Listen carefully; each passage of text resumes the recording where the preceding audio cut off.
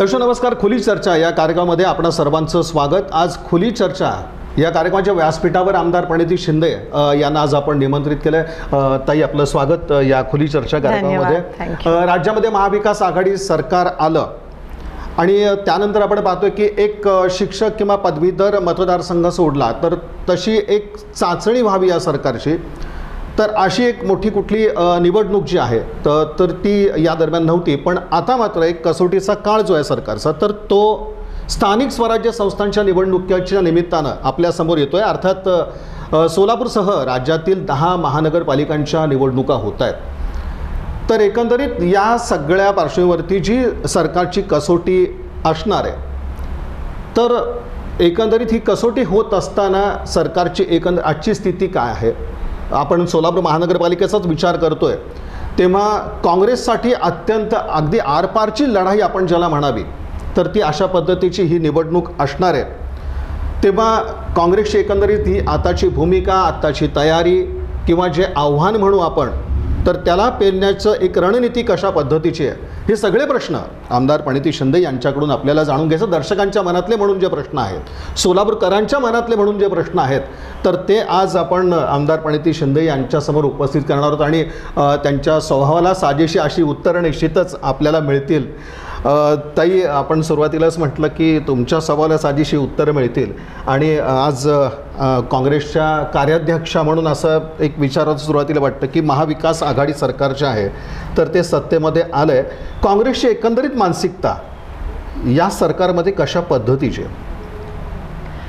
प्रथमतः मी आपले मनापासून आभार मानते की मला खुली चर्चा करण्यास आज इन सोलापूरनी या ठिकाणी आमंत्रित केलं. तुमचे अनेक प्रश्न आहेत, पण अनेक वेळा असं वाटतं की लोकांशी चर्चा घडवून आणावी आणि ती तुमच्या माध्यमातून आम्हाला होताना दिसते. म्हणजे आम्ही ग्राउंड लेवलवर जेव्हा असतो ते ठराविक लोकांपर्यंत पोचू शकतो, पण तुमच्या माध्यमातून आम्ही जणू काय पूर्ण सोलापूर जिल्हाच नाही पण त्याच्या बाहेर पण आम्हाला तुम्ही पोचायला संधी देता आणि मराठवाड्यापर्यंत किंवा तुमच्या यूट्यूबच्या माध्यमातून, तर त्याबद्दल जगभरातच तर त्याबद्दल तुमचे मनापासून आभार मानते. नक्कीच पुढच्या वर्षी महाराष्ट्रामध्ये मिनी विधानसभा आहे असं म्हणायला हरकत नाही. जवळजवळ 8 महापालिकेत निवडणुका होणार आहेत. आता वॉर्ड रचनेची प्रक्रिया सुरू पण झाली आहे. सगळ्यांना, काही जणांना वाटत होतं की थोडे पुढे ढकलल्या जातील, पण आता वॉर्ड रचण्याची प्रक्रिया सुरू झाली आहे. 1 वॉर्ड 1 नगरसेवक किंवा काही ठराविक वॉर्ड महापालिकेत आम्ही 2 वॉर्ड 2चा प्रभाग, कारण का शेवटी ते बिल विधानसभेतच पारित होत असतं. तर जेव्हा ह्यावेळेस पारित झालं तेव्हा सगळे म्हणाले की 2चा प्रभाग किंवा 1चा झाला पाहिजे. तर मिनी विधानसभा पुढच्या वर्षी आहेत आणि त्यासाठी काँग्रेस पक्षाच्या माध्यमातून आम्ही सज्ज आहोत. कारण का नाना पटोलेजी यांनी अध्यक्षपद घेतल्यापासून, अर्थात जुने जे अध्यक्ष होते ते देखील अतिशय उत्कृष्टरित्या त्यांनी काम केलं. त्यांच्या अध्यक्षतेखाली अनेक निवडणुका पार पडल्या. पण नाना पटोलेजी आल्यापासून एक तरुण नेतृत्व आपल्याला दिसून आलं, एक नवीन ऊर्जा पक्षात दिसून आली. त्यासोबत 5 नवीन कार्याध्यक्ष नेमले गेले. काल परवाच महाराष्ट्र प्रदेश काँग्रेस कमिटीची कार्यकारिणी देखील जाहीर झाली. त्याच्यात देखील तुम्ही सोशल इंजिनिअरिंग बघू शकलात. खूप छान सर्व समाज घटकांना न्याय देण्याचा प्रयत्न, सर्व समाज, सर्व तरुण वर्ग पण आहे, ज्येष्ठ पण आहेत. एक्सपिरियन्स आणि ऊर्जा असं दोन्हीचं कॉम्बिनेशन तुम्हाला तिथे दिसून येतं. तर एक नवी उमेद घेऊन काँग्रेस पक्षाने सुरुवात केली आहे. जिल्हा आम्ही फिरत आहोत. नाना पटोलेजी आणि आम्ही सगळे खरं तर प्रत्येक जिल्ह्यात, प्रत्येक तालुक्यात आम्हाला जी डिव्हिजन देण्यात आलं आहे तिथे आम्ही जात आहोत. पटोलेजी तर 6 महिने झाले घरी गेले नाही आहेत. पायावर भिंगरी लावून ते काम करत आहेत, फिरत आहेत. महाराष्ट्र जणू काय पूर्ण आम्ही पिंजून काढत आहोत आणि एकंदरीत हे सगळं करताना आम्ही बघतोय की लोकांचा रिस्पॉन्स खूप चांगला आहे. म्हणजे कुठेही काही ठिकाणी तर 2-3 वाजता आम्ही जळगावच्या सारख्या ठिकाणी पोचलो आणि तिथे देखील एवढा प्रतिसाद होता. मला वाटलं नव्हतं की एवढी लोक येतील, पण एवढा चांगला प्रतिसाद, म्हणजे आपणहून लोक खूप येताना आणि सहभाग होताना मला दिसतंय. तर नक्कीच उमेद पे दुनिया कायम आहे आणि आम्हाला नक्कीच नाही, पण याच उमेदीवरती आता कुठेतरी स्वबळ आजमावण्याचे प्रयत्न काँग्रेसकडनं होत आहेत का? आणि महत्त्वाचा प्रश्न हाच होता की जेव्हा आपण या सरकारमध्ये आहोत, खरंच असं वाटतं काँग्रेस समाधानी आहे सत्तेमध्ये, की केवळ ही सत्ता शिवसेना राष्ट्रवादी यांच्यापुरतीच मर्यादित राहिलेली आहे? ही जी मानसिक स्थिती काँग्रेसची आहे, तर ती कशा पद्धतीची अस्वस्थता आहे का काही? नाही, अजिबात नाही. आमचे मंत्री असतील,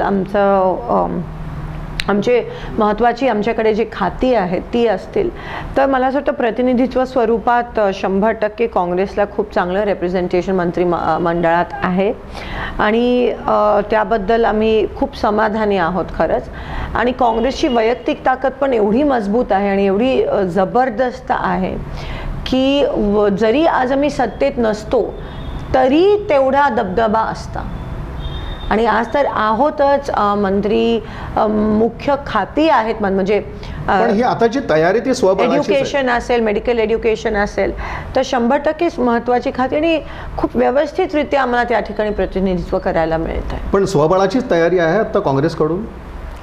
नाना पटोले जी वक्तव्य समोर येत आहेत, त्यांनी जी स्टेटमेंट दिली त्यांनी स्पष्टीकरण पण दिलं आहे त्या ह्याच्यामध्ये. अर्थात आज आमची महाविकास आघाडी आहे, पण अंतर्गत चर्चेच्या वेळेस असा निर्णय घेण्यात आला की प्रत्येक महानगरपालिकेतले तिकडचे जे लोकल नेते आहेत, तिकडची जी लोकल परिस्थिती आहे तीच गृहीत घेऊन आणि त्यांच्याशी चर्चा करून मग ठरवलं जाईल की कोणत्या पक्षासोबत तिथे एकत्र येण्याची गरज आहे का स्वबळावर. तर प्रत्येक महापालिकेचं वेगळं कॅल्क्युलेशन होणार आहे, अशी ही आमची चर्चा आहे. आणि आता तुम्हाला असं वाटतं का की इथं काही राष्ट्रवादी आणि शिवसेनेबरोबर काही काँग्रेसनं जमवून घ्यावं अशी परिस्थिती आहे सोलापुरात? मला असं वाटतं आता एकदम आपण नेसन स्टेजमध्ये आहोत, अजून 3-4-6 महिने तरी आहे, तोपर्यंत बरेच बदल होतील, बरेच काही एंट्री एक्झिट आपल्याला बघायला मिळतील.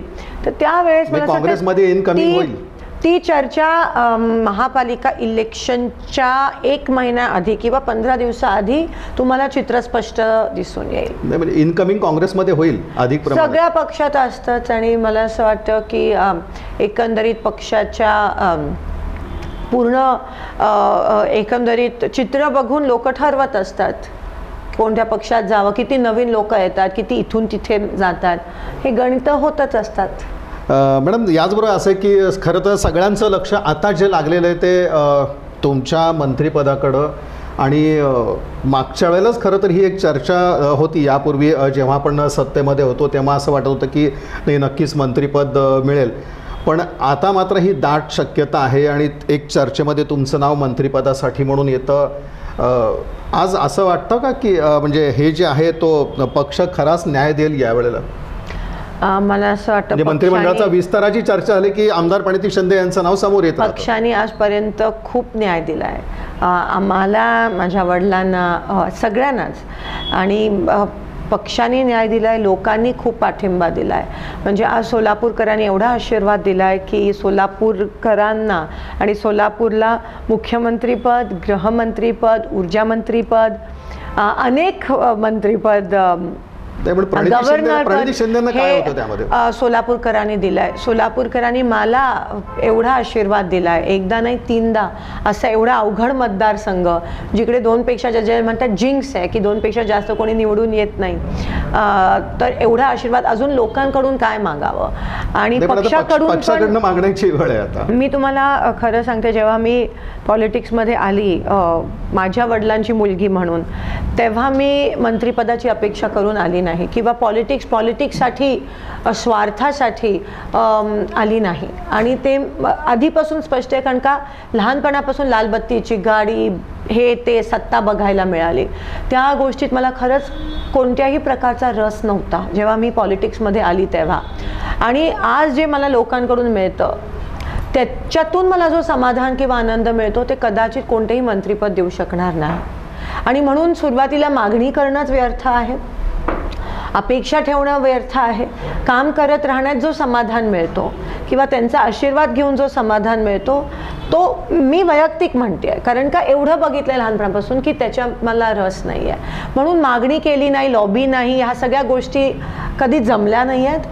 दुसरी गोष्ट म्हणजे पण ही सगळी कार्यकर्त्यांची भावना, आणि दुसऱ्या बाजूला असं दिसतं आपल्याला की जे तुमचं कार्य चालू आहे त्याला जर मंत्रीपद आज त्याची एक मदत झाली जी तर काही निश्चितच जबाबदारी आज कार्याध्यक्षाची एवढी मोठी जबाबदारी पक्षाने दिली आहे, खूप मोठं त्याच्यामध्ये खूप स्कोप आहे, खूप काही करू शकतो, पक्षाची बांधिलकी करू शकतो, लोकांना न्याय देऊ शकतो. तर कार्यकर्त्यांची नक्की मागणी आहे आणि ती त्यांच्या दृष्टिकोनाने रास्त आहे.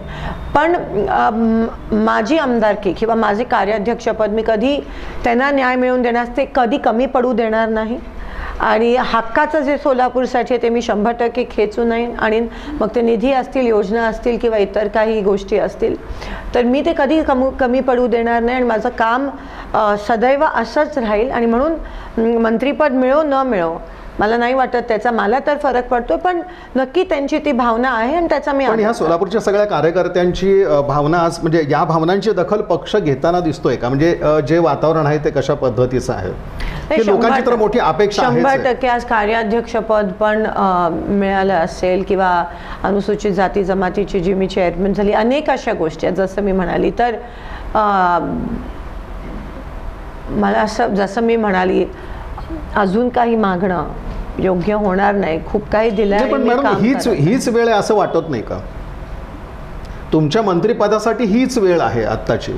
नाही, असं नाही वाटत. अजून खूप आगे तो बहुत रास्ते गाठने हैं. ते तर आहे, पण योग्य वेळ हीच वेळ आहे. एक नेहरूजींची कविता जी त्यांना आवडती कविता आहे की woods are lovely dark and deep but I have promises to keep and miles to go before I sleep and miles to go before I sleep. हा प्रवास हा खूप पुढे देखील असणार आहे आणि तो प्रवास मी करतच राहीन. आणि पण या प्रवास न्यायाची पण अपेक्षा आहे, कार्यकर्त्या न्यायाची अपेक्षा आहे, मी करतच राहीन. नाही, त्याची जे योग्य वेळ जेव्हा असते तेव्हा. आपण आता मला असं वाटतं जे काही आता पदरात पडायचं होतं त्याच्यापेक्षा जास्त पडलं. निश्चितच म्हणजे मंत्रिपदाच्या बाबतीमध्ये आमदार प्रणिती शिंदे यांचं म्हणणं की पक्षच याचा विचार करेल, कार्यकर्त्यांची भावना नक्कीच आहे. मात्र आपण हे सगळं वातावरण जे आहे ते जवळनं पाहिले तेव्हा अगदी याच्याविषयी फारसं अप्रूप नाही, पण संधी मिळाली तर निश्चितपणे याची या माध्यमातून कार्य होईल. ते आणखीन एक महत्त्वाचं होतं की आता जेव्हा मंत्रिपदाचाच विषय निघाला, पालकमंत्री आणि सोलापूरकर यांचं फारसं काही म्हणजे अजून सूर जमला नाही किंवा नाळ जोडली नाही असं आपल्याला दिसतं. ते कदाचित काँग्रेसची दखलही घेत नाहीत. दुसऱ्या बाजूला असं वाटतं आपल्याला की काँग्रेस दूरच राहिली. आज राष्ट्रवादीमधनं पण तक्रारी त्यांच्याबद्दल येतात की कार्यकर्ते म्हणतात की आम्हाला ते न्याय देत नाही आहेत. पालकमंत्र्यांची जी एकंदरीत भूमिका आहे किंवा एक कार्यपद्धती आपण आत्तापर्यंत पाहिली, ते समाधानी आहात का तुम्ही? जे चाललेलं आहे ते चित्र जर आपण पाहिलं, पालकमंत्री आणि एक तर तो पाणी प्रश्नावरनं तर आपण त्यांना अगदी आडे हात लिहा आपण असं सुद्धा म्हणू शकतो त्यावेळेला. नाही, पालकमंत्री वैयक्तिक खूप चांगले आणि त्यांचं काम पण इंदापूर आणि त्यांच्या मतदारसंघासाठी चांगले. अर्थात मंत्री होणं आणि मग पालकमंत्री होणं ही खूप मोठी गोष्ट आहे आणि सगळ्यांच्या नजरेत असतात, सारखं अपेक्षा खूप असतात लोकांच्या आणि सारखं तुमचं निरीक्षण होत असतं, हे बरोबर होते, तर खूप प्रेशर असतं. म्हणजे मंत्री बनणं हे बिलकुल सोपं नाही आहे, हे मी बघितलं आहे जवळून. आणि खूप प्रेशर असतं, कितीही काम केलं तरी त्याचं म्हणजे क्रिटिसिझम होतच असतो आणि कुठेतरी राग असतोच. म्हणजे कितीही चांगलं काम केलं, मग तुम्ही मुख्यमंत्री असा, पालकमंत्री असा, इतर कोणतेही मंत्री असा, तर मला असं वाटतं मंत्रीपद मिळण्यात हे पण स्वीकारणं गरजेचं असतं. आणि लोक जे तुम्हाला जे जर सांगत असतील की इथे चूक आहे, तिथे चूक होत असेल, तर ते आपण कन्स्ट्रक्टिव्हली म्हणजे कसा सुधार होऊ शकतो आपल्या कामात पॉझिटिव्हली घेणं गरजेचं आहे. तर तक्रारी वगैरे येत असतील का नाही मला आता तुम्ही सांगताय म्हणून मी ऐकते. तर जसं मी म्हणाली, मंत्रीपद मिळालं, पालकमंत्रीपद मिळालं तर तक्रारी असणारच आणि सगळ्यांना खुश ठेवणं हे शक्य नसतं. सगळी स्वतःच्या पक्षामधून पण तुम्ही म्हणताय की गटबाजी असेल. काँग्रेस नाराजच आहे पालकमंत्र्यांवरती. नाही, नाराज आम्ही नाही आहोत पालकमंत्र्यावर, कारण का आमचं काम आमचं स्वतंत्र चालूच आहे की. नाही, पण सोलापूरच्या प्रश्नी त्यांची एकंदरीत भूमिका, जेव्हा आम्हाला कोणती ज्या मागणी, पद्धतीने उजनीच्या पाण्याचा प्रश्न आला, जेव्हा आम्हाला कोणती मागणी करायची असते आमच्या मतदारसंघासाठी, तेव्हा आमचं स्वतंत्र चॅनेल असतंच ना. मग आम्ही का म्हणून त्यांच्यावर नाराज होऊ? ते त्यांचं काम करतात, आम्ही आमचं काम करतोय. आणि जिथे एकत्रित येण्याचा विषय असतो, समित्या वगैरे, तेव्हा मात्र मी त्यांना सांगत असते की आता ही समिती नेमायला विलंब होतोय, आपण लवकर करा. पण तसं जिथे ते जेव्हा जेव्हा सहकार्य करायचं असतं तेव्हा तेव्हा ते सहकार्य करतातच. पण आपण एक सोलापूरचे प्रश्न पाहिल्यानंतर आपल्या इथलेच स्थानिक मंत्री असावेत हेच योग्य वाटतं. म्हणजे त्यांना कदाचित प्रश्नाची जाणीव, प्रश्नाचं गांभीर्य कदाचित तितकं नसावं जितकं तुम्हाला आहे किंवा इथले जे बाकीचे लोकप्रतिनिधी त्यांना पण आहे. पण जसं मी म्हणाली, पहिल्यांदा असतं, खूप अनुभव घ्यायचे असतात. उजनीच्या प्रश्नी सुद्धा आपण पाहिलं की जे घडलं ते एकंदरीत सगळं. नाही, जसं मी म्हणाली, आता ते कोरी पाटी असताना मग ते वेळ लागतोच, हो की नाही, पण ते पूर्णपणे प्रयत्न करतायत आणि ते चांगला प्रयत्न करतायत. आमचा काही विरोध नाही. आमचं स्वतंत्र पद्धतीने आम्ही आमचा रेटा धरून असतो आणि जेव्हा एकत्र काम करायचं असतं तेव्हा आम्ही एकत्र काम करतो. त्यांच्याविषयी तुम्ही सुद्धा नाराज नाही आहात? नाही, अजिबात नाही, अजिबात नाही. नाही, अजिबात नाही. नाराज होण्याचा विषयच नाही ना. कारण का नाराज माणूस कधी होतो? जेव्हा काही काम होत नाही, हे नाही. पण आम्ही काय एवढे हातबळ नाही झालो आहे ना. आम्ही पण आमचा म्हणजे शासन दरबारी काँग्रेस पक्षात पण एक महाविकास आघाडीमधला एक महत्त्वाचा घटक आहे आणि आमची कामं पण कुठे अडलेली नाही आहेत. कामं तर होत आहेत आमच्या पद्धतीने. तर जिथे एकत्र येऊन काम करण्याची वेळ, तेव्हा मी त्यांना सांगत असते की आपण हे थोडं लवकर करायला पाहिजे. आमच्या एकत्रित अनेक मीटिंग्स होत असतात. समित्या नेमणुकीचा विषय आहे, तो खूप दिवस प्रलंबित आहे. मी त्यांना सांगते की लवकर नेमणूक करून टाका. तर मला असं वाटतं हे तालमेल होत आहे चांगल्या पद्धतीत आणि आमची कोणावर नाराजी नाही. मॅडम, एक आता महत्त्वाचं आहे की आपण स्थानिक स्वराज्य संस्थेच्या सुरुवातीला उल्लेख केला की एक महानगरपालिका निवडणूक साधारण एक वर्षभराच्या अंतरावरती आहे, कदाचित एक 10 महिने सुद्धा आपण गृहीत धरले तरी. काँग्रेससाठी कमबॅकची ही वेळ आहे. खरं तर आरपारची लढाईच ही महानगरपालिका निवडणुकीच्या निमित्तानं असणार आहे. कितपत एक आशावाद आहे तुमचा की महानगरपालिकेमध्ये पुन्हा एकदा काँग्रेसचा झेंडा या महानगरपालिकेवरती फडकेल? 100% मला खात्री आहे. कारण का बघा, त्यांनी 5 वर्षाखाली भाजपला चान्स दिला आणि कोणत्याही गोष्टीचं भाजपकडून पूर्तता झाली नाही आहे. स्मार्ट सिटीच्या नावाखाली सगळं खोदून ठेवलं आहे आणि तो स्मार्ट सिटी एबीडी झोन म्हणतात, पण ते फक्त सोलापूरच्या 3% भागात आहे. म्हणजे पूर्ण शहराच्या फक्त 3% भागात स्मार्ट सिटी तुम्ही त्या ठिकाणी अंमलात आणली तर ते अजिबात न्याय मिळवून दिला नाही आहे सोलापूरकरांना. दुसरी गोष्ट म्हणजे पाण्याची ओरड. आज 8 दिवसाआड सोलापूर शहरात पाणी येत आहे, ही शोकांतिका आहे आणि सोलापूरकर वैतागलेत. मी तुम्हाला एकच त्या ठिकाणी एक कंपॅरिझन देते. जेव्हा काँग्रेसची सत्ता होती महापालिकेत तेव्हा उजनीत पाणी नव्हतं. तेव्हा त्या दुष्काळ होता, सोलापुरात खूप मोठा दुष्काळ होता. उजनीत पाणी नव्हतं. तेव्हा आम्हाला PHनी सांगितलेलं की उद्यापासून, म्हणजे त्यावेळेस उद्यापासून अशी परिस्थिती होणार आहे की सोलापूरकरांना आपल्याला 5 ते 8 दिवसाआड पाणी द्यावं लागेल. तेव्हा आमची सत्ता होती, काँग्रेस पक्षात आमची सत्ता होती, महापालिकेत आमची सत्ता होती, महाराष्ट्रात आमची सत्ता होती. त्या इंजिनियरने आम्हाला सांगितलं की अशी परिस्थिती उद्भवणार आहे कारण का उजनी मायनसमध्ये गेली आहे. मायनसमध्ये दुष्काळ, उजनी मायनसमध्ये 8 दिवसाआड पाणी असं सांगितलं. त्या संध्याकाळी आम्ही सगळे गॅसवर, महापौर आमचे होते, स्थायी समिती चेअरमन आमचे, म्हणजे सत्ताच आमची होती. तेव्हा आम्ही सगळे गॅसवर की काय करायचं, कसं तोंड दाखवणार. आपल्याला एवढ्या आशेने निवडून आणले सोलापूरकरांनी, आपण तोंड कसं दाखवणार जर 8 दिवसाआड पाणी उजनी मायमध्ये, काय करायचं. तेवढं ते तज्ज्ञ इंजिनियर आला सोलापुरातला, महापालिकेतला, आणि ते सांगितलं एक उपाय आहे, आपण उजनीचं खाली जे पाणी साठलंय तिकडे आपण सक्शन पंप लावू शकतो, पाणी खेचू शकतो. तसं जर झालं तर आपण 2 दिवसाआड पाणी देऊ शकतो सोलापूरकरांना. आम्ही म्हणालो ठीक आहे, सांगा काय. ते म्हणाले 3 कोटीची निधी लागेल. आम्ही त्या रात्री पृथ्वीराज चव्हाणजी मुख्यमंत्री होते, आम्ही गेलो, ताबडतोब इमर्जन्सी फंडमध्ये निधी मंजूर करून आणली. एका दिवसात ते सक्शन पंपचं लाईनचं काम सुरू झालं आणि सोलापूरकरांना आम्ही 2 दिवसाआड पाणी देऊ शकलो.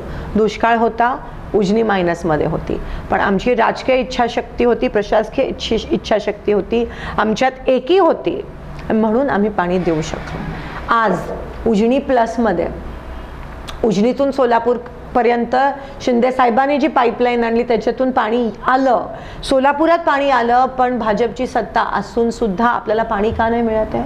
ह्यांना काय होतं एकत्र बसून नियोजनच करायचं आहे, पण एकत्रित बसायला तयार नाही आहेत, कारण का त्यांच्यात एकही नाही. गट तट एवढे आहेत, एकत्र बसणार तरी कधी? एकत्र बसणार तरी कधी? एका गटाने पुढाकार घेतला तर दुसरा गट पाय खाली खेचतो त्यांचा. एकी नसल्यामुळे सोलापूरकरांना आज त्रास सोसावा लागतोय आणि एकी नसल्यामुळे आपल्याला पाणी मिळत नाहीये. आज पाणी असून सुद्धा 2 दिवसाआड पाणी आहे देण्यासारखं, पण नियोजन अभावी, एकी नसल्यामुळे, फक्त राजकारणापुरती हे लोक सत्तेत आल्यामुळे सोलापूरकरांना आज पाणी मिळत नाही. लोकांचा अपेक्षा ही शोकांतिका आहे, ही शोकांतिका आहे. हे लोकांना कुठेतरी कळून चुकलंय आणि म्हणून आम्हाला खात्री आहे आणि म्हणून लोकांना पण कळून चुकलंय की जेव्हा काँग्रेस होती महापालिकेत तेव्हा पाणी 2 दिवसाआड मिळायचं, रस्त्याची कामं व्यवस्थित होत होती, साफसफाई व्यवस्थित होत होती, पण आता ते काही होताना दिसत नाही आहे. आणि म्हणून आम्हाला खात्री आहे आणि विश्वास आहे की लोकांना लोक ह्यावेळेस काँग्रेसच्या पाठी उभे राहतील. लोक दुसऱ्या एका गोष्टीला वैतागलेत, ती म्हणजे फक्त जातपातीवर यांचं राजकारण होतं. काँग्रेसची लोक ही तळागाळातली, आज काँग्रेसचा प्रत्येक नगरसेवक, माजी नगरसेवक बघा, तळागाळातली लोक आहेत, कधी जातपातीवर निवडून आलेले नाही आहेत, अजूनही लोकांमध्ये काम करतात. कोविडच्या काळात केलं, लोकांच्या घरोघरी जाऊन, म्हणजे आज आमची स्लोगन आहे काँग्रेस घराघरात, काँग्रेस मनामनात. ती खरी आहे, कारण का काँग्रेसचा कार्यकर्ता, काँग्रेसचा नेता हा तुम्हाला सगळ्यांच्या सुखदुःखात सामील होताना दिसतो. ते आपल्याला भाजपकडून दिसत नाही बघा. त्यांची परवरिश किंवा त्यांची संस्कृतीच थोडीशी वेगळी आहे आणि आमची थोडीशी वेगळी आहे. आम्ही लोकांमध्ये असतो, लोकांमध्ये मिसळतो, आम्ही ग्रासरूट लेवलला असतो आणि खरी लोकांचे काय अडीअडचणी आहेत ते समजून घेतो आणि दूर करण्याचा प्रयत्न करतो. मॅडम, अलीकडं तुमची आम्ही भाषणं थोडीशी जेव्हा बारकाईने पाहतो तेव्हा असाच हल्ला तुमचा भाजपावरती कायम असलेला आपल्याला दिसतोय. काय कोणता राग आहे हा सगळा भाजपावरचा तुमचा? कारण आपण पाहतोय, म्हणजे एक तर ठीक आहे की विरोधी पक्ष आहे तर तो हल्ला असणारच आहे, पण एक आक्रमकपणे तुम्ही भाजपावरती तुटून पडता आहात. मग लोकांनी त्यांना केंद्रात 2दा चान्स दिला आणि महापालिकेत आपल्या इथे एकदा चान्स दिला आणि महाराष्ट्र राज्यात पण एकदा चान्स दिला. आपण पण वाट पाहिली, आम्ही पण विरोधी पक्षात होतो, आपण पण वाट पाहिली की आज काहीतरी चांगलं होईल, उद्या 15 लाख येतील, असं होईल तसं होईल, लोकांना रोजगार मिळेल, हे मिळेल. पण हा वैयक्तिक राग नाही ना, सगळ्यांशी संबंध तर माझे चांगलेच आहेत, आमचे चांगलेच आहेत, वैयक्तिक राग नाही आहे. पण आपण जर लोकांचं शोषण होताना बघतो किंवा लोकांवर एक प्रकारचा अन्याय होताना दिसतो किंवा जे काही आश्वासनं भाजपने दिलेली जर त्याची पूर्तताच होत नसेल तर मग राग येणं साहजिक आहे. मलाच नाही, तुम्हाला पण. हा सिलेंडरचे भाव काय झाले, तुमच्या घरी पण चटके बसतच असतील, तुमच्या पत्नीला, सगळ्यांनाच सिलेंडरची भाववाढ झाली. आमचं मनमोहन सिंगजी जेव्हा प्राईम मिनिस्टर होते तेव्हा 350च्या वर 250 सिलेंडरचा भाव होता, आज 1000च्या घरात झालेत. गोडं तेल, तुमचं घरगुती तेल महाग झालंय, पेट्रोल डिझेल महाग झालंय, एवढी महाग आहे. म्हणजे दुष्काळात 13वा महिना. एक तर कोरोनाचं संकट, कोरोनाच्या वेळेस हातावरती पोट असणाऱ्या लोक, इतकी वाईट परिस्थिती होती आणि त्याच्यात मग तुम्ही ही भाववाढ करता, म्हणजे काय चालवलंय काय, एवढं शोषण लोकांचं. मग साहजिक आहे राग येणं. आणि आम्ही मग आपण गप्प बसणार का? आपण गप्प बसून सहन करणार का? एक तर लोक त्यांच्या विरोधात बोलले तर अकाउंट ब्लॉक होत आहेत, फेसबुक ब्लॉक होत आहे, त्यांची एक आर्मी असते ती फटाफट ट्रोल करते, म्हणजे मला पण इतकं ट्रोल आणि इतके वाईट शब्द वापरून ट्रोल करतात. सामान्य लोक जाणार कुठे, कुठे बोलणार? लगेच त्यांच्यावर गुन्हे नोंदवतात, हे ते. मग आज आम्हाला व्यासपीठ आहे तर आम्ही बोलून वस्तुस्थिती तरी लोकांसमोर मांडू शकतो ना. हा राग नाही, हा वस्तुस्थिती मांडायचा एक भाग आहे. आणि मग ते मांडताना साहजिक आहे थोडंसं आपल्याला इमोशनल वाटणारच, कारण का एवढी तुम्ही फसवणूक कशी करू शकता, थोडी तरी लाज वाटायला पाहिजे. आणि त्याच्यावर मग तुम्ही जाऊन जातपातीवर विभागणी करता, म्हणजे गिरे तो भी टांग ऊपर असं आहे त्यांची. एक तर तुम्ही शोषण करता, दुसरीकडे जातीच्या पातीचं राजकारण करता, अकाउंट्स ब्लॉक करता, देशाची विभागणी करता. आज एक भारतीय म्हणून तुम्हाला पण वाईट वाटत असेल, आपण 75व्या वर्षात पदार्पण करत आहोत अमृत महोत्सवात. स्वातंत्र्याला 75 वर्ष झाले, पण स्वातंत्र्य आहे का आज? जर आपले Twitter account, YouTube account, Facebook accounts block होत असतील, जर वारंवार गुन्हा नोंदवत असतील, जर तुम्ही जातपात वापरून विभाजन करत असाल, तर कुठे गेलं तुमचं वासुदेव कुटुंबकम? आपली संस्कृती आहे ना ती. तुम्ही देशाला अखंड ठेवण्याचं कुठे स्वप्न दाखवताय? कुठे तुम्ही अखंड ठेवताय? आज जेव्हा मतदान मागायला जातात तेव्हा पण जातीचं, पातीचं, धर्माचं राजकारण. लोकशाही जिवंत ठेवतच नाहीत, लोकशाहीचा अपमान करतायत. लोकशाहीचा जो जो जो जो बेस आहे तो ढासळतोय आणि हेच लोक जबाबदार आहेत. आणि म्हणून जो सर्वात कमजोर माणूस असतो तो जातपात आणि धर्माचा वापर करून इलेक्शन लढतो, कारण का त्याच्याकडे कधी कामच नसतं. आणि हेच आपल्याला होताना दिसतंय. आणि म्हणून त्यांच्यामुळे छोटे छोटे जाती धर्मावर आधारित पक्ष निर्माण होत आहेत. जो खरा काम करणारा माणूस असतो तो ह्या गोष्टीचा वापर कधीच करत नाही. सर्वधर्म समभाव आणि धर्मनिरपेक्ष हे आपलं देश आहे. हे काँग्रेस पक्ष नाही आहे, हे आपलं देश आहे. आणि त्यालाच तुम्ही त्याचा आज वाटोळा लावताय. हे आपल्या लोकशाहीचे स्तंभ आहेत, त्याचं तुम्ही खून करताय आज. आणि मग आम्ही गप्प बसणार? आज या देशाला धर्मनिरपेक्षतेची गरज आहे, तशा थिंकिंगची गरज आहे, सेक्युलरिझमची गरज आहे देशाला. कारण का काश्मीरपासून अनेक जाती, अनेक धर्म, अनेक भाषा, अनेक रूप आपल्याला दिसतात. हे एवढ्या वर्षापासून एक आहे, पण आज काय दिसून येतं? हा सगळा मॅडम तुमचा राग आहे भाजपवर, तेवढ्या आक्रमकपणे तुम्ही आज इथं बोलता. आज मी नाही, आज सगळ्यांच्या मनात ही भावना आहे. आज पत्रकारांवर हल्ले होताना दिसत आहेत आपल्याला. तुम्हाला नाही वाटत का हो की आपलं विभाजन होत आहे? तुम्हाला नाही वाटत की आपल्याला कोणीतरी चुकीचं आपल्या डोक्यात पेरून आपलं डिव्हिजन करायचा प्रयत्न करतायत? हे लोक तुमच्या समोर आलेले ना ह्या सगळ्या गोष्टी घेऊन. कुठे एक तरी गोष्टीची पूर्तता केली, एक तरी वचन जे दिलं त्याची पूर्तता केली पण नाही. जेव्हा इलेक्शन येतात तेव्हा घ्या मंदिर आणि मस्जिदचं राजकारण ह्यांचं तयार होतं. पण काम कुठे? काम दिसूनच येत नाहीये. आणि म्हणून त्या गोष्टीचा राग येतो. एक प्रकारची चीड आहे की आपल्याला ह्या मातृभूमीची सेवा करायची, आपल्याला लोकांनी निवडून आणलंय. एक लोकप्रतिनिधी म्हणून तुम्हाला ते कळायला तर पाहिजे की आपण सगळं विसरून काम केलं पाहिजे. आपण सेवा करतो, ह्या मातृभूमीची, ह्या लोकांची सेवा करतो. ते करताना तुम्ही अशा गोष्टीचा वापर करत असाल तर चीड नाही येणार तुमच्या पण मनात? साहजिक आहे. आणि म्हणून मला असं वाटतं आता वेळ आली आहे की आपण सगळ्यांनी एक होणं महत्त्वाचं आहे, गरजेचं आहे. जो काम करणारा माणूस आहे, जो काम करणाऱ्या संघटना असतील, मी पक्ष पण म्हणत नाही, जे खरंच तळागाळात उतरून काम करतात, आता त्या लोकांच्या पाठीशी राहिलो तर लोकशाही खंबीर राहू शकते, तर आपलं देश अखंड राहू शकतं. आणि खरं तर ती आम्ही म्हणतो की व्यर्थ ना हो बलिदान, ती खरी श्रद्धांजली आहे ज्या लोकांनी ह्या देशासाठी बलिदान दिलं त्यांच्यासाठी. मॅडम हा सगळा तुमचा संताप आहे, ही चीड आहे, ज्या गोष्टी तुम्ही ना एक मिनिट, तुम्ही ना तुमचा म्हणत नका जाऊ. कारण का हा सगळा तुमचं आणि माझं दुखणं एकच आहे आज. कारण का पत्रकारांवर देखील आपल्याला एवढ्या मोठ्या प्रमाणात, तुम्हाला आहे का स्वातंत्र्य? मला सांगा. तुम्ही एक काही बोलला तर उद्या तुम्हाला ती यूट्यूबचं आमचं चॅनल ब्लॉक करतील हे लोक. पहिल्यांदा ट्रोल सुरू होतात. आज तुम्ही पण कुठेतरी यूट्यूबवर बघत असाल ट्रोलिंग किती जण करतायत, किती त्यांचे भक्त आहेत चुकीच्या नावाने ट्रोलिंग करतायत. आहे का नाही ती भीती?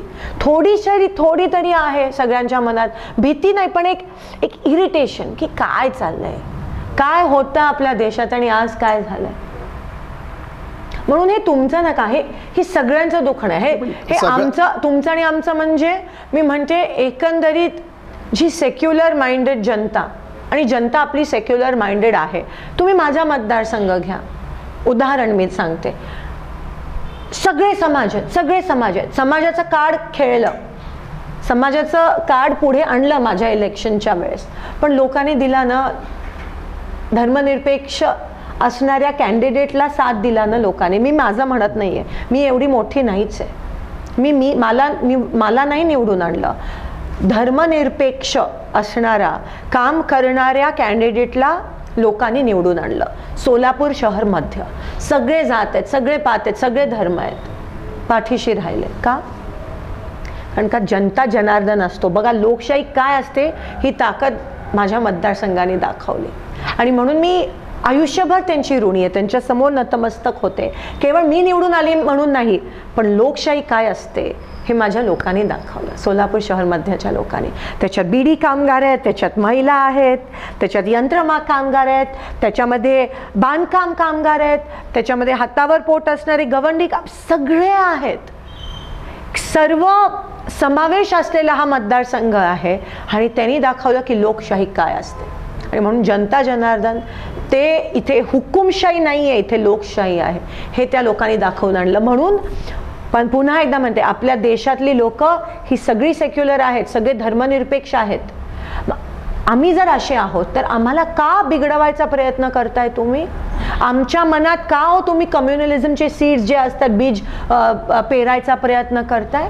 आम्ही खंबीर आहोत, आम्ही असं बिलकुल करू देणार नाही. आणि जोपर्यंत काँग्रेस आहे तोपर्यंत आम्ही असं बिलकुल होऊ देणार नाही. जोपर्यंत ह्या देशात तुमच्यासारखे पत्रकार आहेत तोपर्यंत, कोणत्याही पक्षात असलात पण जोपर्यंत तुमच्या विचारासारखे पत्रकार आहेत तोपर्यंत या देशाचं विभाजन आम्ही होऊ देणार नाही. जोपर्यंत या देशात तो कामगार आहे ज्याचा हातावरती पोट आहे, ज्याला गरिबीपेक्षा दुसरा धर्म माहिती नाही, तोपर्यंत हा देश अखंड राहील. आणि आम्हाला पूर्ण विश्वास आहे लोकशाहीत, आणि लोकशाही जिवंत ठेवण्यास आम्ही रान पेटू. मॅडम, बोलताना मी तुमचा असाच या ठिकाणी उल्लेख हा केला होता की एकीकडे हे सगळं आपण आक्रमकपणे मांडतोय लोकांसमोर, ही भूमिका घेऊन जातोय, संबंध महाराष्ट्र तुम्ही ढवळून काढताय. पालिकेत मात्र काँग्रेस शांत राहिली. गेल्या आपण 4.5-5 वर्ष पाहिली तर एक विरोधी पक्ष म्हणून ज्या पद्धतीनं आवाज, आता ज्या पद्धतीनं तुम्ही सगळं बोलताय, महापालिकेमध्ये काँग्रेस नगरसेवक मात्र आपले शांत राहिले. आणि याविषयीचं कारण आम्ही जेव्हा त्यांना विचारतो, खरं तर मुद्दे वेगवेगळे होते. भाजपविरुद्ध तुम्ही सत्ताधाऱ्याबाजीवर रान उठवू शकला असता, सगळ्या गोष्टी झाल्या असता. एक प्रभावी विरोधी पक्ष म्हणून काँग्रेसच्या नगरसेवकांनी तिथं कुठली भूमिकाच बजावली नाही, सगळं काही शांत राहिलं. आणि हे सगळं होत असताना जेव्हा आम्ही कानोसा घेतो की हे शांत का राहिले, त्यांचं म्हणणं असं असतं की वरनं आम्हाला निरोप आला की काही बोलायचं नाही, हे सभागृहात आम्हाला बोलायचं नाही असा एक निरोप येतो. मला असं वाटतं हे जरा जे होतं नाही हे पूर्णपणे चुकीचं आहे. कारण का जेव्हा जेव्हा भाजपने सोलापूरच्या जनतेवर अन्याय केला तेव्हा तेव्हा काँग्रेस खूप आक्रमक हे सदस्यच बोलतात. आम्ही स्वतःहून, म्हणजे मी पण त्या अनेक आंदोलनामध्ये सहभागी झाली जेव्हा जेव्हा भाजपच्या विरोधात आपल्याला बोलायचं होतं, किंवा एकंदरीत सत्ताधारी जे महापालिकेत सत्ताधारी आहेत त्यांनी जर अन्याय केला असेल, म्हणजे पाण्याचा प्रश्न असेल, मध्यंतरी त्यांचे जीबीत झाले नाही, अनेक अशा विषय, बजेटचा विषय, ते बजेट पण नीट मांडू शकले नाही, तेव्हा तेव्हा आम्ही आक्रमक झालो. पण जेव्हा जेव्हा विकासाचे विषय असतात तेव्हा तेव्हा त्यांना साथ दिली. कारण का मी सुरुवातीला जेव्हा मी निवडून आली तेव्हा मी म्हणाली की पण पक्षाच्या पलीकडे, म्हणजे दोन्ही आमदारांना पण मी आव्हान केलेलं, विजय देशमुखजी आणि सुभाष देशमुखजींना, की पक्षाच्या पलीकडे जाऊन आता आपण जेव्हा सोलापूरच्या विकासाचा प्रश्न असेल आपण एकत्र यायला पाहिजे. पण महापालिकेत जेव्हा जेव्हा त्यांचा विरोध करायचा होता तेव्हा मी म्हणजे स्वतःहून आमचे जे गट नेते असतील, आमचे सगळे नगरसेवक असतील, किंवा आमचे काँग्रेसचे वरिष्ठ साहेब असतील, किंवा पक्ष प्रमुख पक्षाध्यक्ष असतील, आमच्या सगळ्यांकडून आमची नेहमी आक्रमक भूमिका राहिली आहे. तुम्ही रेकॉर्डवर आणा, तुम्ही बघा मागच्या 5 वर्षात 4.5 वर्षात जेव्हा जेव्हा जिथे जिथे अन्याय झालाय तेव्हा तेव्हा काँग्रेस एकदम रस्त्यावर येऊन आक्रमक झाले भाजपच्या विरोधात. जेव्हा जेव्हा जिथे जिथे विकास कामांचा विकासाचा विषय येतो तेव्हा आम्ही त्यांच्या सोबत राहिलोय. पण जिथे अन्याय झाला तेव्हा काँग्रेस 100% आक्रमक झाली. म्हणून मला असं वाटतं तुमच्याकडे म्हणणं एक असतं की बोलू दिलं जात नाही महापालिकेत आम्हाला बोलू दिलं जात नाही. तिथे भाजपचे महापौर आहेत ना, आणि तेच कन्व्हिन करतात ना, महापौर आणि महापालिका आयुक्त कन्व्हिन करत असतात. आतमध्ये काय होतं, त्यांना जो निरोप येतो त्याच्यावरनं त्यांना शांत केलं जातं. ह्याच्यामध्ये काहीतरी चुकीची इन्फॉर्मेशन आहे. पण जेव्हा जेव्हा भाजपने काही चुकीचं केलं असेल तेव्हा आम्ही 100% आक्रमक झालोय. दुसरी गोष्ट मला इथे नमूद करायची की पार्लमेंटमध्ये पण तुम्ही बघता 2019च्या इलेक्शनमध्ये आमची संख्या खूप कमी झाली. जेव्हा संख्याबळ एवढं नसतं, जेव्हा आमचे आता आज 12 ते 14 नगरसेवक आहेत, तर ऑटोमॅटिकली तुमचा आवाज दाबला जातो. तो आवाज तुम्हाला कोणी देत नाही असं नाही आहे, पण जेव्हा संख्याबळच कमी असतं तेव्हा विरोधक हे आवाज दाबण्याचा स्वपक्षाकडून आवाज दाबला जातो, स्वपक्षातून आवाज कधीच नाही. आमच्यात एकी आहे. जेव्हा हे लोक जे सत्तेत आहेत ते एवढं आवाज विरोधकांचा दाबतायत, हेच ह्याच्यातून निष्पन्न होत आहे. आणि आमच्या पक्षात एकी आहे. त्यांच्यात जशी गट आहे तसं आमच्यात नाही. आमच्याकडे वन मॅन शो आहे. शिंदे साहेब जे म्हणतात ते इथे होत असतं. आणि 100% पक्षबळ महापालिकेत जरी कमी असलं तरी जेव्हा जेव्हा विरोधकाची भूमिका घ्यायची तेव्हा मी आक्रमकरित्या घेतली. मॅडम, याजवळ असे की राष्ट्रवादीची कुरघोडी आपल्याला दिसून येते. महानगरपालिका असेल किंवा शहरातलं एकंदरीत आपण राजकारण पाहिलं तर कुठंतरी काँग्रेसला क्रॉस करून पुढं जाण्याचं एक ज्याला आपण नियोजन म्हणू किंवा एक कदाचित काही उद्दिष्ट तशा पद्धतीचं असेल, तशी एक रणनीती राष्ट्रवादीकडून आपल्याला दिसते. पालिकेच्या कामकाजामध्ये राष्ट्रवादीचे बडे नेतेगण हस्तक्षेप करतायत. ही जी राष्ट्रवादीची कुरघोडी चालली आहे किंवा काँग्रेसच्या पुढं जाण्याचा प्रयत्न, ओव्हरटेक करण्याचा प्रयत्न सगळं राष्ट्रवादीचा चालला आहे किंवा भविष्यामध्ये राष्ट्रवादीचीच पालिकेत सत्ता यावी अशा पद्धतीची रणनीती आखून ज्या गोष्टी सगळ्या चालल्यात, हे चित्र तुम्ही कशा पद्धतीने पाहताय? म्हणजे बाहेरचे कोणी असतील त्यांना पक्षात घेणं, ती ताकद वाढवणं आणि पालिकेमध्ये आपली सत्ता येणं, या दृष्टीने ज्या हालचाली आहेत. प्रत्येक जण आपापल्या परीने प्रयत्न करतोय.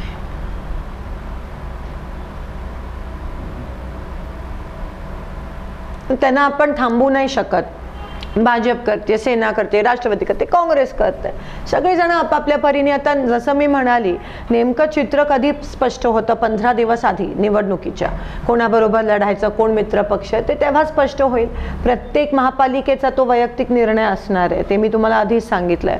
म्हणून आता सगळेजणांना ऑब्व्हियसली ना आपलं जे हे आहे ते आपण सांभाळणारच किंवा वाढवायचा प्रयत्न करतात. ती राजकारणातली ती तर पहिली ही पण हे शिकवण हे असते. आपण आपलं टर्फ वाढवण्याचा प्रयत्न सगळेजण करतात. पण हे आव्हान वाटत नाही का अशा पद्धतीचं की कालपर्यंत एखादा जो पक्ष तुमच्या बरोबर ते होता, पण हे आव्हान अशा पद्धतीचं? तीच तर मजा आहे. एकमेकांवर कॉम्पिटिशन असणं खूप महत्वाचं असतं ना, त्याशिवाय कसं मग? आणि काम के बलबूते जीत के आएंगे. नाही, पण अशा प्रयत्नानं यश येईल का जे प्रयत्न राष्ट्रवादीचे चालले? बघा, तो प्रश्न तुम्ही त्यांना विचारा. आता सध्या आम्ही मित्रपक्ष आहोत. आता सगळेजण जसं मी म्हणाली आपापल्या पद्धतीने प्रयत्न करतायत. काँग्रेस पण निघाली आहे, सगळेच निघालेत ना आपापला झेंडा घेऊन. शेवटी लोकांवर असतं, लोक ठरवतात. जसं मी म्हणाली, लोकशाही मजबूत आहे आणि ती मजबूत राहणारच. लोकांना वस्तुस्थिती दिसते, लोक ठरवतात कोण काम करणारे आहेत आणि लोक शेवटी जनता जनार्दन असते, तर लोक ठरवतात. बाकी हम सब प्रयत्नशील रहेंगे. आणि जी लोक येत आहेत त्यांना घेऊन जो काही प्रयत्न राष्ट्रवादीचा चालला आहे एकंदरीत, तो त्यांचा प्रश्न आहे ना, तो त्यांना विचारा. मी माझ्या पक्षाबद्दल, आमच्या पक्षाबद्दल बोलेन. आणि मला असं वाटतं सत्तेचा मोह, म्हणजे महापालिकेत आपली सत्ता आली पाहिजे, तो मोह असणं एक गोष्ट आहे. पण लोकांची कामं करून ती सत्ता मिळवणं आणि लोकांना जो 5 वर्ष जो त्रास झालाय तो दूर करणं, तो माझ्यासाठी चॅलेंज आहे. की भाजप जे एवढे 5 वर्ष जे नाही करू शकली ते आपल्याला करून दाखवायचंय. जे त्याच्या आधी आम्ही केलं ते पुन्हा एकदा ते छान दिवस आणायचे, तो माझ्यासाठी चॅलेंज आहे. आणि तो विश्वास लोकांमध्ये पुन्हा एकदा निर्माण करून आणण्यासाठी आम्ही निघालोय घरोघरी, मनोमनी. मॅडम, याचबरोबर असं की खरं तर काल परवापर्यंत आम्हाला असं मॅनेज्ड पॉलिटिक्स सोलापुरात वाटत होतं की शहर मध्य म्हणले की आमदार प्रणिती शिंदे आणि शहर उत्तर आणि दक्षिण सोलापूरचा विचार केला की 2 भाजपाचे सदस्य, कोणीच एकमेकांमध्ये काही लक्ष द्यायचं नाही वगैरे असं एक राजकारण दिसत होतं. आता मात्र प्रणिती शिंदे जास्त करून आम्हाला शहर उत्तरमध्ये दिसायला लागले आहेत. काय कारण आहे? म्हणजे तिथून तुम्हाला कोणाला रोखायचं आहे शहर उत्तरमधून? ही महापालिकेची निवडणूक आहे, आमदारकीची नाही. पण एक रोखणं, एक जो काही शहर उत्तरमध्ये जास्त लक्ष देणं, जे नाही, मला असं वाटतं द्यायला पाहिजे होतं आणि ते आम्ही दिलं नाही. आज तिकडच्या लोकांना, म्हणजे मी काही दिवस तिथे फिरते तर खूप एकंदरीत त्यांचा पण छळ झालेला दिसतोय किंवा त्यांच्या पण मागण्या ज्या आहेत ते पूर्ण झाल्या नाही आहेत. तर जिथे आम्हाला बोलवलं जातं तिथे आम्ही जातो. आम्हाला तिथून मागणी आहे की कार्यक्रम घ्या, आमच्याशी बोला, आमच्याशी चर्चा करा, म्हणून मी स्वतःहून जात नाही, पण लोकांकडून एकंदरीत मागणी येते आणि डिमांड येते आणि म्हणून आम्ही कार्यक्रम उत्तरमध्ये घेत आहोत. नेमकं म्हणजे टार्गेट त्या ठिकाणी काय असेल? टार्गेट असं नाही, ज्या पद्धतीनं म्हणजे तुम्ही अगदी टार्गेट असं नसतं. मी म्हणाली उत्तर डोळ्यासमोर आहे का? आमचे कार्यकर्ते किंवा सामान्य लोक येतात, भेटतात की ताई तुम्ही या, तुमची लोक आणा, तुमच्या लोकांना पाठवा. धक्का भाजपला द्यायचा की राष्ट्रवादीला द्यायचा शहर उत्तर मधून? धक्का देण्याचा विषय नाही आहे. धक्का हुकुमशाहीला द्यायचा आहे आणि लोकशाही जिवंत करायची आहे आणि आम्ही लोकांसाठी कुठेही जाऊ हे मी तुम्हाला इथे नमूद करते. म्हणून पण याचबरोबर एक थोडीशी गंभीर अशी बाब आपल्याला दिसते की ही सगळी महापालिकेसाठी फार मोठी तयारी काँग्रेसने ठेवली. शहर उत्तरमधूनच कदाचित मला असं वाटतं काँग्रेसने ते सगळं टार्गेट ठेवलं. पण आज काँग्रेस भवनामध्ये जो काही गोंधळ सुरू आहे, म्हणजे आपण जर पाहिलं तर शहर अध्यक्षांच्या अंगावरती धावून जाण्याचा प्रकार घडला आणि त्याच्यानंतर शाई फेकण्यासारखे प्रकार फलकावरती, हे काँग्रेस भवनात नेमकं चाललं काय आणि या लोकांना तुमचं सांगणं काय? जी घटना तुम्ही पाहताय, हे वाद काय आहेत आणि शेवटी हे शोभण्यासारखं नाही आहे. पक्षाची प्रतिमा, पक्षाची शिस्त हा देखील सगळा भाग येतोय. लढताय तुम्ही, आव्हान तर आज भाजपला द्यायचंय किंवा ती हुकुमशाही मोडीत काढायची, पण हे जे काँग्रेस भवनात चाललं ते तुमचं अगदी बरोबर आहे. पण एखादा व्यक्ती असा असतो, त्याचा अर्थ असं नाही की पूर्ण पार्टीमध्येच डिव्हिजन आहे. एखादा व्यक्ती असा असतो आणि कधी कधी काही लोकांची सवय असते ना की बिघडवण्यात काही लोक जास्त माहेर असतात आणि जेव्हा जुळवायचे विषय असतात तेव्हा नसतात. तर पक्षांनी मला असं वाटतं त्यांना नोटीस पण बजावली आणि सस्पेंड पण केलंय पक्षातून. तर एखादा असा प्रसंग किंवा एखादा असा व्यक्ती, त्याचं कधी कधी स्वतःचे पण वैयक्तिक विषय असतात, ते तिथे त्यांना व्यासपीठ मिळते म्हणून ते बोलतात. पण हा काय एवढा मोठा विषय नाही आहे.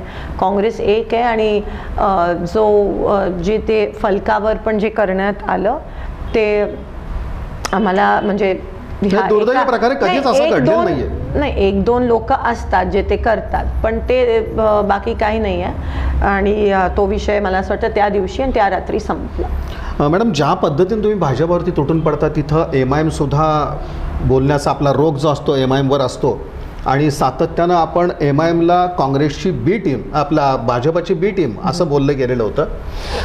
तर ही जी टीका आहे MIM विषयीचा सुद्धा जो राग आहे तो एका कोणत्या भूमिका? कारण सातत्याने जेव्हा तुम्ही बोलत असता तेव्हा निश्चितच त्यामध्ये MIMचा संबंध येतो. MIMवरती प्रणिती शिंदे यांची जहरी टीका जी असते ती होत असते. नाही, माझा राग किंवा माझी चीड किंवा माझीच नाही पण तुमची सुद्धा, जे भाजपला लागू होतं ते इतर सगळ्या पक्षांना लागू होतं जे जातीयवाद करतात. मग ते कोणतेही पक्ष असू देत. जे भाजपला लागू होतं ते सगळ्या पक्षांना लागू होतं जे जातीयवाद करतात.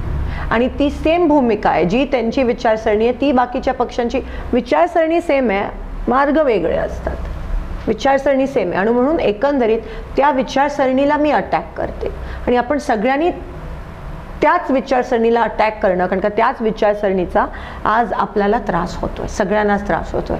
आणि म्हणून अशी विचारसरणी असणारे जे जातीयवाद पक्ष आहेत किंवा संघटना आहेत त्या विचारसरणीला माझा विरोध आहे. मॅडम, शहरातल्या 2 उड्डाणपुलांचा प्रश्न आहे. निश्चित एक भूमिका तुमची कशा पद्धतीची आहे? कारण आपण पाहतो की त्या उड्डाणपुलांचं काम रखडलं किंवा ते नुसते कागदावर राहिले, त्याच्यावरती पुढची कुठली कार्यवाही होत नाही आहे. तुमची एक वैयक्तिक भूमिका या उड्डाणपुलाच्या संदर्भातली कशा पद्धतीची आहे? उड्डाण पुलं पाहिजेत का नाही हा पहिला विषय. म्हणजे शहरासाठी दिसायला खूप छान असतात, पण मला असं वाटतं त्याचा पाठपुरावा होणं महत्त्वाचं आहे. आणि नॅशनल हायवेकडून मला असं वाटतं ते काही काम प्रलंबित आहे. तर नक्कीच एकीकडे उड्डाणपूल असेल, एकीकडे तुमचा नॅशनल हायवेचा विषय असेल, शहरातल्या रस्त्यांचा विषय असेल, तर काही गोष्टी अशा असतात जे शहराला चांगलं, म्हणजे जसं स्मार्ट सिटी नाव चांगलं आहे पण अस्तित्वात आपल्याला काही होताना दिसत नाही. म्हणून काही गोष्टी अशा असतात ज्याचा खरंच शहराला लाभ होणार आहे का फक्त शो होणार आहे. जसं वायफाय, तुमच्या स्मार्ट सिटीमध्ये वायफाय झाला तर वायफायने काही गरिबांचं पोट भरत नाही. तर तसंच अनेक अशा गोष्टी असतात. आपला विरोध आहे नाही, विरोध नाही आहे, झाला तर चांगलंच आहे, पण त्याच्यासोबत अनेक अशा इतर गोष्टी पण व्हायला पाहिजेत त्या स्मार्ट सिटीमधून ज्याची ह्या शहराला जास्त गरज आहे. तुम्ही बघा झोपडपट्टीचा जो झोन आहे तिथे का नाही मग स्मार्ट सिटी नेली ना? ते पण आता आपल्याला तिथे काहीतरी विकास कामं करणं गरजेचं आहे. किंवा जो पूर्व भाग आहे तिकडे विकास कामं, हा भाग असेल मोदी साईडचा, तिकडे विकास कामं, तिथे स्मार्ट सिटी का नाही आणली? जिथे गोरगरीब राहतात, जिथे झोपड्या आहेत, तिथे का नाही स्मार्ट सिटी आणली? आणि त्या उड्डाणपुलाचा ह्या 80% लोकांना खरंच फायदा होणार आहे का? म्हणून पहिले आपण ते विकसित करूया आणि मग उड्डाणपूल आणूयात. मॅडम, सगळ्यात महत्त्वाची उपलब्धी तुमच्या कार्याची आपण म्हणालो की यंत्रमाग कामगार कल्याण मंडळ, त्याची घोषणा सरकारकडून झाली. खरं तर आपण पाहतो की एक 20-25 वर्ष झाली असतील हा सगळा प्रश्न रखडलेला होता. आज हा प्रश्न सोडवण्याचं समाधान कशा पद्धतीचं आहे आज तुम्हाला? आणि तुमचा जर मतदारसंघ पाहिला तर सगळे कामगार आणि कष्टकरी वर्ग आहे आणि त्यामध्ये सगळ्यात मोठं जे काय आपण दिलासा देणारं काम म्हणावं लागेल तर यंत्रमाग कामगार कल्याण मंडळाचं आहे. तर त्याची एक भावना तुमच्याकडं. तो दिवस खूप महत्त्वाचा होता ज्या दिवशी घोषणा झाली, पण आता दुसरा महत्त्वाचा दिवस तेव्हा ठरणार आहे जेव्हा ते खरंच अस्तित्वात येईल आणि 100% ते येईल. अनेक लोकांनी प्रयत्न केला यंत्रमाग कामगार कल्याण मंडळासाठी. मी अनेकदा जेव्हा मी हाऊसमध्ये बोलायला उठले तेव्हा मी यंत्रमाग कामगार कल्याण मंडळाचा उल्लेख आणि मागणी केली. 2014च्या आधी जेव्हा 2009 ते 14 मध्ये ह्याची स्थापना झाली, मग 14 ते 19 परत भाजपचं सरकार आलं म्हणून ते काय त्यांनी ह्याच्याकडे लक्षच दिलं नाही. म्हणजे त्यांना लिटरली माथाडी आणि यंत्रमाग एक वाटलं. आणि 19 नंतर आता पुन्हा महाविकास आघाडी आल्या, तर आता त्याची घोषणा झाली आहे आणि 100% आता ते अस्तित्वात येईल. खूप खूप खूप खूप कल्याण होणार आहे खरंच ह्या माध्यमातून यंत्रमाग कामगारांचं. ना भूतो ना भविष्य असा निर्णय आहे आणि ह्याची एकदा स्थापना झाली की त्यांचे सगळे प्रश्न कायमस्वरूपी मार्गी लागणार आहेत आणि त्यांना एक नवीन जीवन मिळणार आहे. तर म्हणून ह्या यंत्रमाग ज्यांनी प्रयत्न केला, म्हणजे मी तर केलाच, कारण का मी आवाज उचलला प्रत्येक वेळेस हाऊसमध्ये, रेटा धरून लावला, पण श्रेय घेण्याचा विषय नाही आहे. कामगारांचं कल्याण होतं आहे ह्याच्यात मी समाधानी आहे.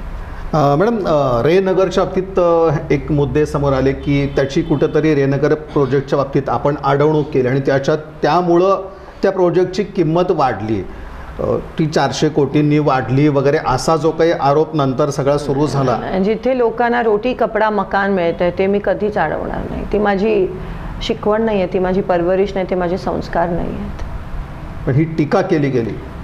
विरोधक आहे, त्यांना टीका करणारच. मॅडम, त्यांना पण त्यांचं अस्तित्व टिकवायचं आहे. मॅडम, खासदारकीच्या बाबतीमध्ये तुमच्या नावाची चर्चा होते. हे एक मधून ह्याची काय सुरुवात होते की या पुढील काळात खासदार म्हणून एक तुमचं नाव समोर येऊ शकतं. म्हणजे शहर मध्यामध्ये खरं तर तुम्ही एवढं तुमचं सगळं कार्य आहे आणि अजून त्या इलेक्शनला खूप वेळ आहे आता. आणि याचबरोबर एक शेवटचा प्रश्न मॅडम की विमानतळाच्या बाबतीमध्ये ज्या हालचाली होत आहेत एकंदरीत, एक तुमची याच्या पाठीमागची सगळी भूमिका काय? आणि जो काही आपल्याकडे सगळ्या गोष्टीचा एक वाद सुरू आहे ते होडगी रोड आणि बोरामणी विमानतळ, एक तुम्हाला काय वाटतं की जेव्हा आपण शहराच्या विकासावर बोलायला लागतो तेव्हा विमानतळ हे निश्चितच आवश्यक आहे, सोलापूरसाठी विमानसेवा गरजेची आहे. तुम्ही या प्रश्नाकडे कशा दृष्टीने पाहताय आणि शेवटी तुमचा आग्रह कोणत्या विमानतळासाठी सोलापूर आहे? बोरामणी विमानतळ हे साहेबांची संकल्पना होती आणि साहेबांनी 50 कोटी आणले बोरामणी विमानतळासाठी. त्याचं काम आज आपल्या प्रगतीपथावर होताना दिसतंय. वारंवार साहेब स्वतः ह्याचा फॉलोअप घेत आहेत आणि आम्ही भाजपचे जे मंत्री होते त्यांना पण भेटलो. आता अर्थात ज्योतिरादित्य सिंधियाजी आहेत, त्यांचे आणि आमचे संबंध चांगले आहेत. सर्व पक्षीय मला असं वाटतं अक्कलकोटचे आमदार पण प्रयत्न करतात. शिंदे साहेबांनी चालना दिलेल्या प्रोजेक्टला जर इतर लोक पण मदत करत असतील तर का नाही. आणि 100% बोरामणी विमानतळ हे लवकरात लवकर झालं पाहिजे आणि ते पॅसेंजर असणार. काही विरोधक चुकीचं पसरवतायत की ते फक्त कार्गो वगैरे, तसं नाही आहे.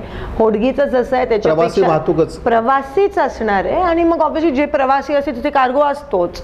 पण प्रवासी वाहतूक आणि ते लवकरात लवकर व्हायला पाहिजे हा आमचा प्रयत्न आहे. त्यासाठी मी स्वतः, शिंदेसाहेब स्वतः, आम्ही सगळे वॉर फुटिंगवर, युद्ध पातळीवर काम करत आहोत. एक राजकीय माणूस काय मॅडम येत्या काळामध्ये, एक राजकीय विचार ज्याला आपण म्हणू, की एक राजकीय भूमिका ज्याला आपण म्हणतो, तर ती कशा पद्धतीचे एक पुढचा माणूस ज्याला आपण म्हणावं, तर तो कशा पद्धती, ही तरी सगळी कामं झाली, पण ह्या आमदारकीच्या माध्यमातून म्हणू किंवा सत्तेच्या माध्यमातून म्हणू किंवा आपण असंही म्हणू की उद्या चालून मंत्रिपद हे आलं तर एक कोणते प्रश्न शहरासाठीचे असतील तर जे सोडवण्याची माझे शहरासाठी प्रश्न आहेत की हे सगळ्या आपल्या ज्या झोपडपट्ट्या आहेत तिकडे सगळीकडे रमाई आवास योजना किंवा एक हाऊसिंग स्कीम जिथे ते राहतात, त्यांना इथून कुठे दुसरीकडे मला घेऊन जायचं नाही आहे, कुंभारीला वगैरे, तिथे एक चांगली सगळीकडे सगळ्या स्लम्समध्ये चांगली घरकुल योजना राबवायची, जिथे स्वच्छता नाही आहे तिथे ठिकठिकाणी घंटागाडीचं जो प्रकल्प आहे ते अजून अग्रेसिव्हली राबवायचा, तो महत्त्वाची गोष्ट आहे. जी हेवी व्हेकल आहे त्याला बायपास करून दुसरीकडून बायपासचं काम लवकरात लवकर करून शहरामध्ये पूर्णपणे हे जड वाहतूक थांबवायची, तो माझा महत्त्वाचा विषय असणार. त्यांना बाह्य वळण करून पाणी सोलापूरकरांना एक दिवसाआड किंवा रोज मिळण्याचा आमचा जो दुहेरी पाईपलाईनचा विषय असेल तो लवकरात लवकर, किंवा पाण्याच्या टाक्या ठिकठिकाणी करून, तुम्ही बघता मी माझ्या निधीतून आता सोलार पंप सगळीकडे त्या ठिकाणी कधी आपण सोलापूरकरांनी बघितलं नव्हतं तो इथे आणलाय. पाणी, रस्ते, ऑफकोर्स रस्त्यांसाठी मी 25 कोटीची निधी आणली आहे, माझ्याच मतदारसंघासाठी नाही पण सगळीकडे जिथे गरज आहे. जसं तुम्हाला माहिती आहे की बलिदान चौक आपल्या सोलापुरातलं एक ऐतिहासिक स्पॉट आहे आणि मला ह्या गोष्टीचं वाईट वाटलं की तिथे कोणीच लक्ष दिलं नव्हतं, म्हणजे ज्यांच्या मतदारसंघात येतं, तर त्याच्यासाठी देखील मी त्या 25 कोटीतून निधी आणली आहे. आणि तुम्हाला म्हणजे लॉकडाऊनमुळे कसं झालं, आपण 1 वर्ष मागे गेलो संपूर्ण, म्हणून 1 वर्ष काही कामं होऊ शकली नाही, विकास कामाने परिणाम झाला. हां, तर आता ती कामं फटाफट म्हणजे अग्रेसिव्हली मी करते, सगळी मान्यता पण मिळते, NOC पण मिळते, तर ती सगळी कामं आता तुम्हाला लवकर म्हणजे बदल दिसेल, सगळी रस्त्याची कामं पण पूर्ण होतील आणि येणाऱ्या दिवसात तेच अग्रेसिव्हली सगळी जेवढी निधीचा अभाव मी कधीच दिसू देणार नाही किंवा भासू देणार नाही. मी आपल्या हक्काची निधी खेचून आणीन काँग्रेस पक्षाच्या माध्यमातून आणि महापालिकेत आमची सत्ता आली तर सगळ्या नगरसेवकांना त्यांचा निधीसाठी, विकास निधीसाठी देखील आम्ही हे करून आणू. पण आमदारकीच्या पलीकडे जाऊन पण माझी लोकप्रतिनिधी म्हणून एक भूमिका आहे, ती पण महत्त्वाची असणार आहे. आपल्या सगळ्यांचीच जे जातपात न करता जे कामाच्या ह्याच्यावर निवडून येतात, ती आपली काय भूमिका असणार आहे की लोकांसोबत राहणं, लोकांना एक धीर देणं, जिथे जिथे विभाजन होण्याचा प्रयत्न होत असेल त्याच्या विरोधात बोलणं, कारण का तरच आपण ह्या मातेला खरं वंदन आणि खरी श्रद्धांजली अर्पित करू शकतो. तर त्याच्या पलीकडे जाऊन पण ती माझी भूमिका असणार आहे. युवकांसाठी देखील मी एक MPSC UPSC केंद्र उभारते आहे, तिथे एक स्टेट ऑफ द आर्ट, म्हणजे सोलापूरकरांना ह्यापुढे पुणा नाशिकला जाण्याची गरज भासणार नाही युवकांना, किंवा सेटलमेंटच्या ग्राउंडवर मी मोठा ट्रॅक, जवळजवळ 3 कोटीचा ट्रॅक आणि एक मैदान विकसित करत आहे, किंवा जिम्स असतील, वाचनालय असतील, म्हणजे ह्या ताकदीबरोबर ही ताकद पण महत्त्वाची आहे. ह्या ताकदीसोबत कोणी खेळू नये आणि त्यासाठी देखील तो माझा रोल असणार आहे. एक आवाज देणं, त्यांना एक साथ देणं. सोलापूरचे युवक बाहेर न जाण्यासाठी सोलापुरात कोणते मोठे प्रकल्प आणू शकतो का नाही तो एक भाग आहे, पण सोलापूरचा युवक त्याच्या स्वतःच्या पायावर उभं राहण्यासाठी त्याला ठिकठिकाणी लोन्स उपलब्ध करून देणं, जागा उपलब्ध करून देणं, म्हणजे तो तिथे स्वतःचा व्यवसाय टाकू शकतो. त्या दृष्टिकोनाने देखील मी प्रयत्न करत आहे आणि त्या दृष्टिकोनाने देखील विचार करून इकडेच युवक राहील, त्याच्या हाती 2-5 लोक काम करतील, तो पैसे देखील कमवेल आणि क्वालिटी ऑफ लाईफ जी आपण म्हणतो, म्हणजे एखादा युवक जेव्हा पुणे मुंबईला जातो तेव्हा तो त्याच्या फॅमिलीसोबत नसतो, जागा राहण्याची एकदम कमी असते, प्रदूषण असतं, 0 असते. पण सोलापुरात क्वालिटी ऑफ लाईफ छान आहे कारण का प्रदूषण एवढं नाही आहे, ओपन स्पेसेस आहेत त्या विकसित करतोय आणि युवकांना इथेच टिकवण्यासाठी स्वयंरोजगारकडे आपण हळूहळू वळणार आहोत आणि त्यासाठी वैयक्तिकच नाही पण पक्षाच्या माध्यमातून देखील प्रत्येक युवकांना, ज्याला हँड होल्डिंग म्हणतो, सगळ्या बाबतीत मदत करून द्यायचा एक आमचा ध्येय असणार आहे. आणि महिला माझ्या जवळ त्या नेहमीच मला साथ देणाऱ्या, त्यांच्यासाठी तर मी माझ्या शेवटच्या श्वासापर्यंत आहे आणि त्यांच्यासाठी देखील माझं काम तर सुरूच आहे. म्हणजे ठिकठिकाणी शिलाई मशीन असतील, पिठाची चक्की असेल, मिरची कांडप मशीन, हे CSRच्या माध्यमातून आम्ही त्यांना, तर ते महिला सगळ्यांकडे मी मतदार म्हणून बघत नाही, मी माझेच अक्का चेल्लेलू विद्या, माझेच मावशी, माझेच काका, माझेच भाऊ, माझाच भाऊ, वडीलधारी मंडळी अशा दृष्टिकोनाने मी बघत असते. माझं आणि त्यांचं नातं वेगळं आहे आणि ते मी शेवटपर्यंत कायम ठेवू इच्छित आहे आणि त्यांची सेवा करण्यात मला जो आनंद मिळतो ते मला कोणतेही मंत्रिपद देऊ शकणार नाही आणि मी माझ्या शेवटपर्यंत त्यांची सेवा करत राहीन. मंत्रिपदापेक्षाही जास्त जवळचं काय असतील तर ते माझे सोलापूरकर आणि ह्या सोलापूरकरांसाठी म्हणून आपण कायमच झटत राहू, मेहनत घेत राहू, अशा प्रकारचा हा शब्द आमदार प्रणिती शिंदे यांचा. आणि याचबरोबर येत्या काळामध्ये एकंदरीत त्यांच्या कोणत्या संकल्पना त्या देखील त्यांनी या ठिकाणी मांडल्या. खुली चर्चा कार्यक्रमाच्या माध्यमातून आपण आपल्या मनातले जे प्रश्न आहेत, दर्शकांच्या, सोलापूरकरांच्या मनातले जे प्रश्न आहेत, तर ते इथं आमदार प्रणिती शिंदे यांच्यासमोर उपस्थित केले. अपेक्षेप्रमाणे म्हणा किंवा एकंदरीत त्यांची जी आत्ता सध्याची एक कार्यपद्धती आहे त्यातून त्या भाजपावरती तुटून पडल्याच.